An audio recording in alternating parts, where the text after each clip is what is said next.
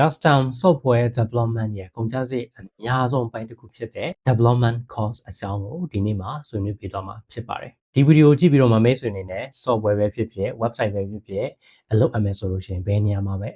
ပုံမကောင်းမွန်တဲ့ရလဒ်တွေကိုရရှိစေနိုင်မှာဖြစ်ပါတယ်အဲ့တော့စလိုက်အောင်ပါ development နဲ့ပတ်သက်လို့ AI မှာ command လေးရေးပြီးတော့မှရဲ့ထွက်လာတဲ့ URL လေးကနေစလို့ developer ပေါင်းရာထောင်ချီပြီးတော့ရေးနေတဲ့ international level software တွေအစုံအားလုံးက development ဆိုတဲ့ခေါင်းစဉ်အောက်မှာပါပါတယ်ဒီနေ့ခေတ်ရဲ့ software အများစုက internet ကိုအသုံးပြုပြီးတော့မှချိတ်ဆက်အလုပ်ဆောင်ရတာများပါတယ်ကျွန်တော်တို့ server နဲ့ဒီဘက်က application နဲ့ချိတ်ဆက်ပြီးလုပ်ဆောင်တာတွေရှိတယ်ပြီးသွားရင် user တွေချင်းချင်းချိတ်ဆက်ပြီးလုပ်ဆောင်ရတာတွေရှိတယ် user ကနေ admin ကိုချိတ်ဆက်ပြီးတော့လုပ်ဆောင်ရတာတွေရှိတယ်အဲ့တော့အဓိကကတော့ချိတ်ဆက်လုပ်ဆောင်ရတာတွေမှန်သမျှ internet လို့တယ် internet နဲ့ချိတ်ဆက်လုပ်ဆောင်ရတာတွေမှန်သမျှကသူ့ရဲ့ data တွေအချက်လက်တွေသိမ်းဖို့ sense လုပ်ဖို့အတွက် backend server တွေဆိုတာလိုအပ်ပါတယ် backend တွေကြောင့်ပြောရလို့ရှိရင်ဒီ free tier နဲ့ပေးထားတဲ့ Google ရဲ့ Firebase တို့ရှိတယ် Supabase တို့ရှိတယ်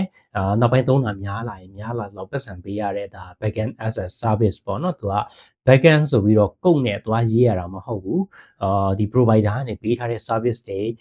cloud function တွေကိုကျွန်တော်တို့ကယူပြီးတော့သုံးရတာပေါ့ဗျာဆိုတော့ဒီ level တွေရှိတယ်ဒီကနေပြီးတော့ကျွန်တော်နောက်ထပ်ဆက်ပြီးသွားမယ်ဆိုလို့ရှိရင် Python first API နဲ့ရေးတဲ့ဟာတွေ Laravel နဲ့ရေးတာတွေစသဖြင့် backend အမျိုးအစားပေါင်းများစွာရှိတယ်ဒီနေရာမှာလည်း backend ကိုကျွန်တော်တို့ကဘယ် language ကိုသုံးလဲပေါ်မူတည်ပြီးတော့မှရင်ပုံချစိတ်တွေကကွာပါတယ်။ဘာကြောင့်လဲဆိုတော့ language တစ်ခုနဲ့တစ်ခု framework တစ်ခုနဲ့တစ်ခုကျွန်တော်တို့ developer ရဲ့အချိန်သုံးရတာတွေမတူပါဘူး။ဥပမာ Laravel ဆိုလို့ရှိရင်ဒါမြန်မြန်ဆန်ဆန်နဲ့ကျွန်တော်တို့ product ရအောင်ကူညီပေးတယ်။နောက်တစ်ခုကဒါ Node.js ဘက်ကကျွန်တော်တို့ဒါ Nuxt.js ဆိုတာရှိတယ်။ဒီကောင်လေးကျတော့ TypeScript နဲ့ရေးရတယ်။အချိန်တော်တော်လေးပေးရတယ်ပေါ့ဗျာ။ဒါပေမဲ့ long run မှာကြာလို့ရှိရင်ကျွန်တော်တို့အမှားနည်းစေနိုင်တဲ့အားသာချက်တွေရတယ်။စသဖြင့်ဒီနေရာမှာ backend ကကိုသုံးတဲ့ဟာပေါ်မူတည်ပြီးတော့မှရင်ကုန်ကျစရိတ်တွေမတူပါဘူး။ကြာချိန်တွေမတူပါဘူး။နောက်တစ်ပိုင်းကတော့ဒီ database မှာတကယ်သိမ်းတဲ့ data တွေရှိတယ်ပေါ့နော်။ဒီ data တွေကိုတကယ်သိမ်းဖို့အတွက်ကကျွန်တော်တို့က relational database တွေကိုသုံးပါလားဒါမှမဟုတ်လို့ရှိရင်လည်း document type database ပေါ့နော် like MongoDB လိုဟာမျိုးတွေသုံးပါလားစသဖြင့်ရွေးချယ်စရာတွေအများကြီးရှိတယ်။တစ်ခုချင်းစီမှာအားသာချက်အားနည်းချက်တွေရှိတယ်။ဒီနေရာမှာမေးစရာရှိတယ်ဟုတ်ပြီ။ကျွန်တော်အများကြီးမပြောဘဲနဲ့တစ်ခုတည်းပြောမယ်။အကောင်းဆုံး backend ဆိုတာဘယ် programming language ကိုသုံးမယ်။ပြီးသွားလို့ရှိရင်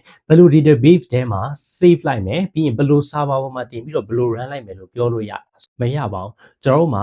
အကောင်းဆုံး framework အကောင်းဆုံး programming language ဆိုတာလည်းမရှိဘူးအကောင်းဆုံး database ဆိုတာလည်းမရှိဘူးဒီနေရာမှာအသင့်တော်ဆုံးဆိုတာပဲရှိတယ်ဒီ project မှာ user တွေကဘယ်လိုပဲပုံသုံးမယ်ဒီလိုသုံးပြတဲ့ပုံစံအတွက်ဘယ် solution ကတော့အကောင်းဆုံးဖြစ်မယ်ဆိုတာမျိုးကိုကျွန်တော်တို့ကရွေးချယ်ပြီးတော့သုံးရတာဖြစ်ပါတယ်အဲ့တော့ဒီလိုမျိုးရွေးချယ်ပြီးမသုံးနိုင်ရင်ဘာဖြစ်လဲငါသုံးကျွမ်းတဲ့ဟာနဲ့ရေးလိုက်မယ်သုံးလိုက်မယ်မရဘူးလားရပါတယ်လက်တလုံးမှာတော့ဒီခလုံးနှိမ့်လိုက်လို့ရှိရင်ဒီလုပ်ငန်းလုပ်မယ်ဆိုတဲ့ဟာတွေကအလုပ်လုပ်နေအောင်ပါပဲဒါတွေကလက်တလုံးမှာချက်ချင်းမြင်ရတဲ့ pain point တွေမဟုတ်ဘူးတကယ် production မှာသုံးကြည့်တော့မှရေရှည်မှာကျတော့မှကိုကဒီ database အမှားကြီးကိုရွေးချယ်ထားမိတဲ့ခါကျတော့မလိုအပ်ဘဲနဲ့ရင် server fees တွေအပိုတွေကုန်တာပြီးတော့ကိုယ့်ရဲ့ software ကြီးကလေးကန်နေတာစသဖြင့်ဖြစ်နိုင်ခြေတွေအများကြီးပဲရှိပါတယ်အဲ့တော့ကျွန်တော်တို့ backend အကြောင်းတွေတော့ပြောလို့ပြီးသွားပြီ front end အကြောင်းပြောကြမယ်ဆို front end မှာကတော့အမျိုးမျိုးရှိနိုင်တယ်ကျွန်တော်တို့ဒါ website တွေအတွက်ဆိုလို့ရှိရင်လည်းဒါ Next.js တို့ Vue တို့အများကြီးပဲရှိတယ်ဒါမှမဟုတ်လို့ရှိရင် mobile application တွေရှိမယ် Android တို့ iOS တို့အများကြီးပဲရှိပါတယ်ဆိုတော့ဒီ UI development တွေမှာလည်း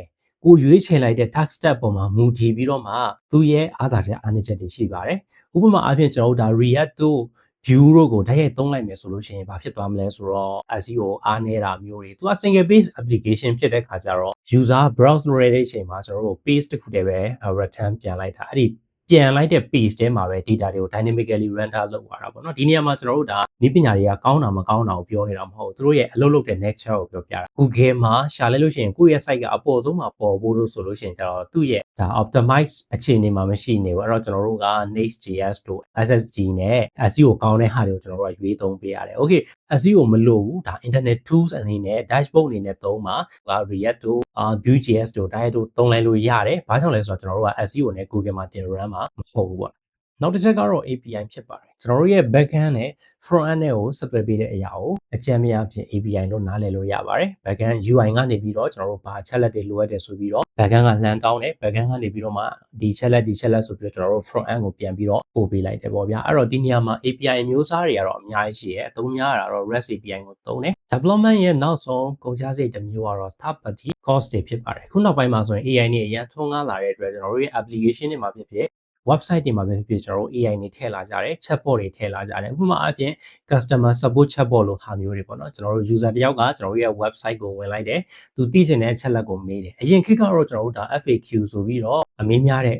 အမေးဖြေတွေဆိုပြီးတော့ထည့်ထားလေးရှိတယ်ဒါပေမဲ့ခုနောက်ပိုင်းမှာတော့ next level ပေါ့နော်ဒီဟာတွေကိုကျွန်တော်တို့ AI ကို train ထားပြီးတော့ user တွေကမေးလာလို့ရှိရင်သူမေးတဲ့မေးခွန်းနဲ့သက်ဆိုင်တဲ့ဟာကို AI ကစူးစမ်းပြီးတော့ဖြေပေးတဲ့ဟာမျိုးတွေအထိအဆင်မြင့်လာပြီဖြစ်ပါတယ်ဆိုတော့ဒီအခြေအနေမျိုးမှာ AI ကဖြေပေးတယ် AI ဖြေတဲ့ဟာကိုcustomer support အစစ်တွေကဝင်ပြီးတော့ဖြေတယ်ပေါ့ဗျာဒီဟာတွေရှိပါတယ်အဲ့တော့ဒီနေ့မှာဆွေးနွေးပေးခဲ့တဲ့အဆင့်တစ်ဆင့်ချင်းစီတိုင်းကအချိန်လဲများစွာကုန်တယ်လို့ကုန်ကျစရိတ်လည်းများစွာရှိပါတယ်တကယ်လို့မိတ်ဆွေ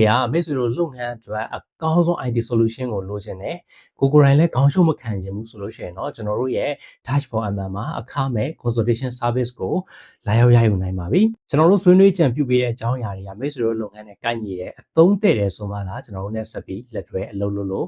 ရပါတယ်ကျွန်တော်တို့စီမှာအာမနာတဲ့ request consultation လုပ်လို့ရပါပြီ Okay ဒီဗီဒီယိုကိုစောင့်အောင်ကြည့်ပေးတဲ့တယောက်ချင်းစီတိုင်းကိုကျေးဇူးတူပဲတင်ရှိပါတယ်နောက်ဗီဒီယိုတစ်ခုမှာပြန်ပြီးတော့တွေ့ပါမယ် Bye bye